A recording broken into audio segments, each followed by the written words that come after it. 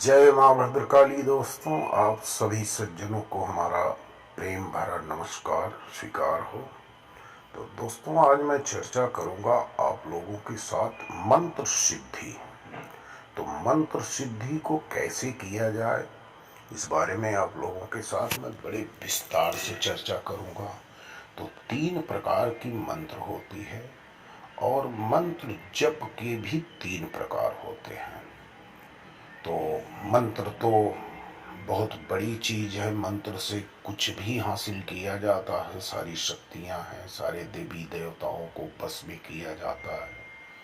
तो मंत्र में जो ताकत है वो तो एक अपूर्व ताकत है, लेकिन मंत्र को सिद्ध करना जरूरी है। मंत्र कैसे सिद्ध होती है, और मंत्र जब सिद्ध हो गई, मंत्र पढ़ने से, जैसे लोग पूछते हैं कि गुरुजी कितनी मंत्र पढ़ें तो सिद्ध हो जाएगी, तो पढ़ने से मंत्र सिद्ध नहीं होगी।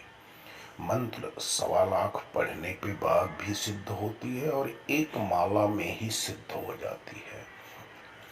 तो सिद्ध होने के बाद आपको जो आभास होता है, आपके अंदर जो ऊर्जा होती है, उसी से अपने आप मालूम पड़ जाता है कि आपकी मंत्र सिद्ध हो चुकी है। तो कोई मंत्र कब सिद्ध होता है? 1 लाख बार जपना या 108 बार जपने पर ही सिद्ध हो जाता है?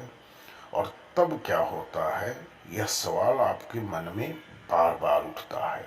तो उसी के बारे में मैं आप लोगों से विस्तार में चर्चा करूंगा। यदि चैनल पर पहली बार जो सज्जन आए हैं तो चैनल को सब्सक्राइब जरूर कर लेना और बेल आइकॉन दबा देना, ताकि हमारा अगला वीडियो आपको मिले और आप उसका लाभ ले सकें। तो दोस्तों, मुख्यतः 3 प्रकार के मंत्र होते हैं: वैदिक, तांत्रिक और साबर। जिसमें वैदिक मंत्र सबसे महत्वपूर्ण और सबसे उच्च मानी जाती है। पहले तो आपको यह तय करना होगा कि आप किस तरह के मंत्र को जपने का संकल्प ले रहे हैं। साबर मंत्र बहुत जल्द सिद्ध होते हैं, तांत्रिक मंत्र में थोड़ा समय लगता है, और वैदिक मंत्र थोड़ी देर में सिद्ध होता है। लेकिन जब वैदिक मंत्र सिद्ध हो जाते हैं तो उनका असर कभी समाप्त नहीं होता है। आपके जीवन पर्यंत ये मंत्र आपके साथ जुड़े रहेगी और आप जब चाहें उसका उपयोग कर सकते हैं। अब मंत्र जाप करने के 3 प्रकार होते हैं। पहला है वाचिक जप, दूसरा मानस जप और तीसरा उपांशु जप। तो दोस्तों, वाचिक जप में ऊंचे स्वर में स्पष्ट शब्दों में मंत्र का उच्चारण किया जाता है। मानस जप का अर्थ मन ही मन जप करना है, आपके ओठ हिलने नहीं चाहिए। उपांशु जप का अर्थ है जिस जप में करने वाले की जीभ या होठ हिलते हुए दिखाई देते हैं लेकिन आवाज सुनाई नहीं देती। बिल्कुल धीमी गति से जप करना उपांशु जप माना जाता है। तो मंत्र के कुछ नियम होते हैं। मंत्र साधना में विशेष ध्यान देने वाली बात है मंत्र का सही उच्चारण। दूसरी बात है, जिस मंत्र का जप अथवा अनुष्ठान करना है उसका अर्घ पहले ही कर लेना चाहिए। मंत्र सिद्ध करने के लिए आवश्यक है कि मंत्र को गुप्त रखा जाए। आप किसी से बताइए मत कि आप मंत्र की सिद्धि कर रहे हैं। प्रतिदिन के जप से ही ये सिद्ध हो जाती है। किसी विशिष्ट सिद्धि के लिए सूर्य अथवा चंद्र ग्रहण के समय किसी भी नदी में खड़े होकर जप करना चाहिए। इससे किया गया जप शीघ्र लाभदायक होता है। जब सिद्ध हो जाता है तब आप दशांश हवन करके, यानी कि जितनी मंत्र आप पढ़ें उसका 10वां हिस्सा वापस मंत्र पढ़ के हवन करना चाहिए और गरीबों को, ब्राह्मणों को भोजन कराकर कुछ दान देना चाहिए। तो दोस्तों, जब आपकी मंत्र सिद्ध हो जाती है तो ब्राह्मणों को, गरीबों को भोजन कराना बहुत जरूरी होता है। इसके पहले आपकी सिद्धि पूर्ण नहीं होगी। अब मन का मंत्र जो मानते हैं कि मन का मंत्र क्या है, तो मंत्र को सिद्ध करने के लिए पवित्रता और मंत्र के नियमों का पालन तो जरूरी ही है। साथ साथ यह समझना भी जरूरी है कि मंत्र को सिद्ध करने का विज्ञान क्या है। मंत्र को एक तंत्र में लाना ही मंत्र होता है। फिर से समझिए, मंत्र को एक तंत्र में लाना ही मंत्र होता है। उदाहरण के लिए, यदि आपके मन में एक साथ 1000 विचार चल रहे हैं तो उन सभी को समाप्त करके मात्र एक विचार को ही स्थापित करना ही मंत्र का लक्ष्य होता है। यह लक्ष्य प्राप्त करने के बाद आपका दिमाग एक आयामी और एक सही दिशा में गति करने लगता है। जब ऐसा हो जाता है तो कहते हैं कि मंत्र सिद्ध हो गया। यानी कि जब आप मंत्र पढ़ने के लिए बैठे और आपके विचार इधर उधर भटक रहे हैं तो आपको मंत्र आपकी सिद्ध नहीं हुई है, लेकिन आप पढ़ते रहिए। धीरे धीरे धीरे धीरे जब आप मंत्र पढ़ने बैठेंगे और आपका विचार एकदम शांत एकाग्र होकर सिर्फ मंत्र पर नियंत्रित हो गया, तब समझिए कि आपकी मंत्र सिद्ध हो गई। तो जब ऐसा हो जाता है तभी मंत्र को सिद्ध मानते हैं। ऐसा मंत्र को लगातार जपते रहने से ही होता है। यदि आपका ध्यान इधर उधर भटक रहा है तो फिर मंत्र को सिद्ध होने में विलंब होगा। कहती हैं कि करत करत अभ्यास ते जड़मति होत सुजान, रसरी आवत जात से सिल पर पड़त निशान। कहावत है कि मूर्ख भी अभ्यास करे तो ज्ञानी बन जाता है, और एक रस्सी को अगर पत्थर की शिला पर रगड़ना चालू करिए तो पत्थर पर निशान जरूर पड़ जाएगा।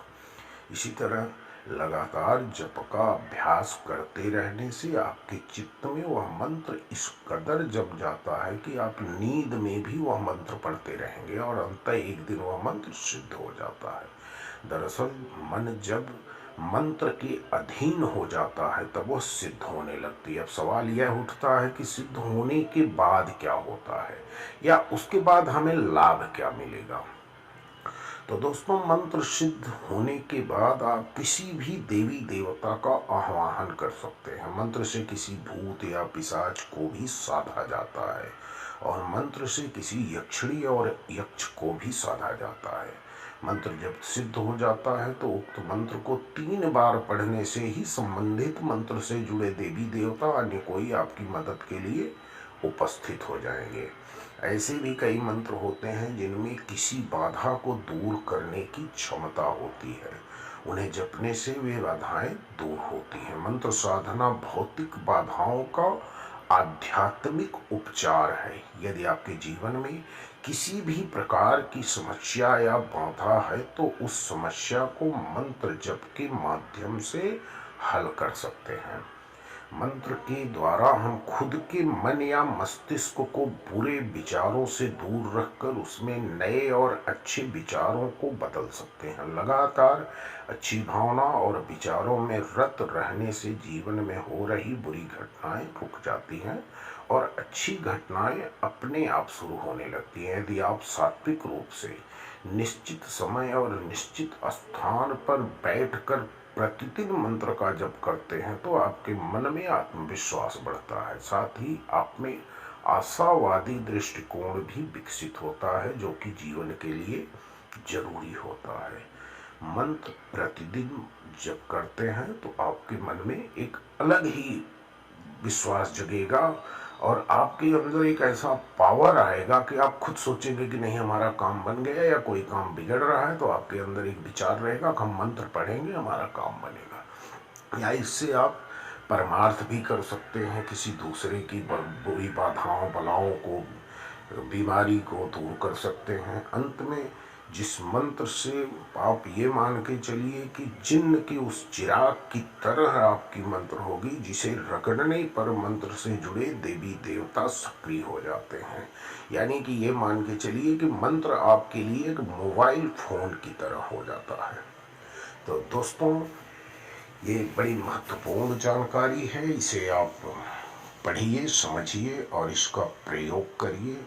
लेकिन इसके प्रयोग के बाद, इसकी सिद्धि के बाद आप कभी इसका गलत उपयोग न करिए। हमारा आप सभी से निवेदन है कि आप कभी मंत्र का गलत उपयोग मत करना। गलत उपयोग के लिए वैदिक मंत्रों का कोई मोल नहीं रह जाता। तो वीडियो देखने के लिए, सुनने के लिए आप लोगों को हमारी तरफ से बहुत बहुत धन्यवाद है। और चैनल पर पहली बार आए हैं तो चैनल को सब्सक्राइब जरूर कर लेना, और यह वीडियो आप अपने दोस्तों तक शेयर करिए ताकि उनको भी इसका लाभ मिल सके। और आपको किसी भी प्रकार की हमसे बात करने की या कोई सहायता की ज़रूरत रहे तो हमारे डिस्क्रिप्शन में हमारा मोबाइल नंबर, ईमेल आईडी मौजूद है, आप हमें संपर्क कर सकते हैं। हम आपकी पूरी यथासंभव सहायता करेंगे और आपको हमें जो हमारे अंदर जो जानकारी है हम आपको देंगे। इसी के साथ हम आप लोगों को धन्यवाद करना चाहेंगे। जय मां भद्रकाली।